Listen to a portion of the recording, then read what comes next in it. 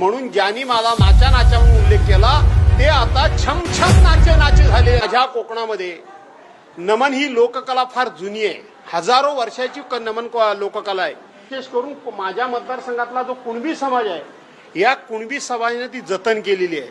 मग ती स्त्री पात्र करायची असतील, ते मृदुंग वाजवायचा असेल, नाच करायचा असेल, गाणी म्हणायची असेल, उत्कृष्ट अशा प्रकारचं ते काम करतात. आणि त्याच्यामध्ये नाचायला मला आवडतं, मला मृदुंग वाजवायला आवडतो, मला पखवाज वाजायला आवडतो.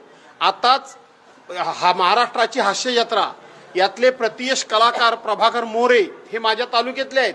ते अग चालू झोका दे ग म्हणतात ना गाणं, त्याच्याबरोबर त्यांनी माझा हात धरला. मी स्टेप चुकलो का?